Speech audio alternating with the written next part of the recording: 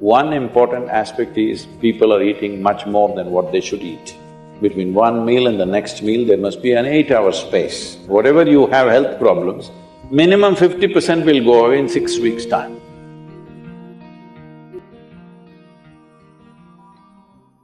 Namaskaram, Sadhguru. Fasting on auspicious days has existed in India since time immemorial, but many Indians believe that it's unscientific and illogical until the work on autophagy induced during fasting has been awarded the Nobel Prize. Even I started doing intermittent fasting this year. So why are such beneficial ancient practices being labeled orthodox and then immediately implemented once there is a Western approval? I've been talking about this for 40 years, right? And I have seen hundreds and thousands of people who just become healthy and well simply because they are not fueling up all the time when the tank is filling. In the yoga center, everybody eats at 10 o'clock in the morning and at 7 o'clock in the evening. Our lives are very physically active. There are no automobiles inside the ashram, it's a large place. Everybody either walks or cycles. Even if you have to go to the dining hall, it's a kilometer. If you want to go to your workplace, it's half a kilometer, 1 kilometer, like this. All the time, people are physically active. So everybody is very hungry. By the time it's 3:30, 4 o'clock in the evening, they're extremely hungry. But we learn to live with that because hunger… empty stomach and hunger are two different things. Hunger means your energy levels start dropping. But empty stomach is a good thing. In the yogic sciences, today modern science also is coming in line with this. But what we know by our experience, you will spend $1 billion to come there. Because research is all about how many $1 million, that's how it is. Your body and your brain works at its best only when your stomach is empty. So we always make sure we eat in such a way, how much ever we eat, our stomach must be always empty within 2 to 2.5 hours' time maximum. So we go to bed hungry always. People think they cannot sleep. They can sleep. On an average, for 25 years on an average, I slept only 2.5 to 3 hours. These days I'm getting little lazy and sleeping anywhere between 3.5 to 4.5 hours in spite of the level of travel that I have. When I say level of travel, if I say my level of travel in the next few days, you will fall off your chair. Yes? Should I tell you? No, not necessarily. Because in the next 10 days, I'm in 5 different countries doing I don't know how many events, all kinds of events. So, you are able to keep this up simply because you don't overeat. It's very, very important. Everybody eats 2 meals. I generally eat only 1 meal, 4:35 in the evening, because I don't like to sit in front of the plate and worry about how much to eat. I like to eat well. So, 4:35 in the evening, if I eat a meal, it's only next day. Is this enough? Am I looking okay? Hello? I'm not looking like your patient, isn't it? I'm not going to come to you because any correction and purification that needs to happen in the body, your stomach needs to be empty. It's very, very important. Otherwise, the purification on the cellular level will not happen. You pile up things and then you have all kinds of problems. The first thing is inertia in the body. Inertia means there are many levels of inertia. If you don't notice all that, the amount of sleep that you have is inertia. All of you have come here to live or… to live, right? Not here, I'm saying into this life. You want to live or… the intention of life is to live, isn't it? But because you talked about American doctors, this is all being picked up here also. All American doctors say minimum 7 to 8 hours you must sleep. So that means 1/3 of your life you must sleep. Another 2, 3 hours, 4 hours goes in bath, toilet, eating, this, you know. So literally 50% of your life is just maintenance. Suppose you have a vehicle, You have a motorcycle or a car, if it goes to service 1 day in a month, all right to keep it. If it goes to service 15 days in a month, this is a nuisance, isn't it so? Most people have made their systems into a nuisance because their own body is a big impediment in their life. Anything they want to do, their body will not allow them to do. So in this there are many aspects. One important aspect is people are eating much more than what they should eat. Simply because they have been told you must eat more, otherwise you will become weak, this, that. No, it is the way you keep your body. Today everybody is trying to work towards a fuel-efficient car, motorcycle, everything. This means what? If the machine runs smoothly, it'll consume less fuel, isn't it? So if you sit here and you are very much at ease, now it'll consume less fuel. If you like this all the time, then it'll consume more fuel, it'll want you to eat. Compulsiveness will come about this.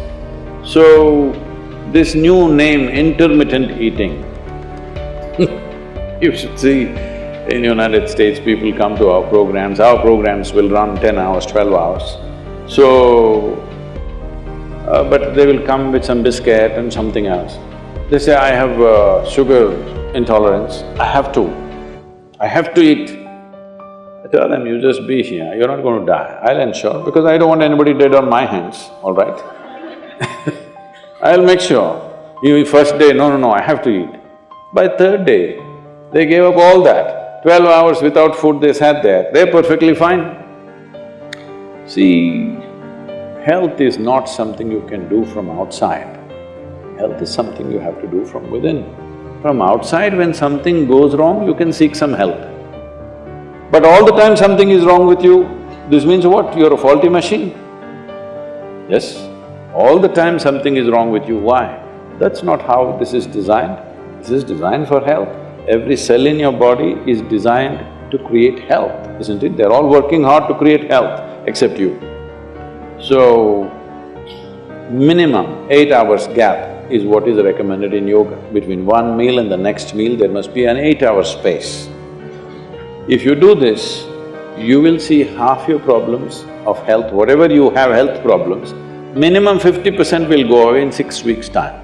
If you do certain other things which may right now seem little extreme to you, if you have a little yogic practice, something meditative within you, then you will see 90% of your problem will go out. 10% if it still persists, we can treat it. Now, it's become like this, the healthcare systems, especially where there is heavy insurance policies. People are eating and drinking all kinds of rubbish, go to the doctor and say, fix me. It's not how it works.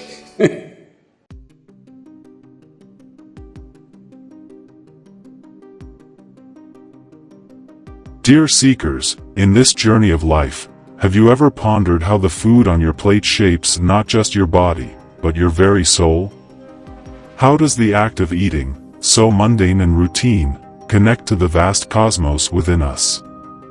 And can our daily bread be the key to unlocking the doors of spiritual awakening? Let us delve into the profound interconnection between our eating habits and spirituality. For centuries, sages and seers have taught that what we consume transcends mere physical nourishment. It's a ritual, a communion with the universe. Every morsel we take is a microcosm of the world, the sun, the earth, the water, and the air, all converging to sustain our existence. Consider the simple act of eating an apple.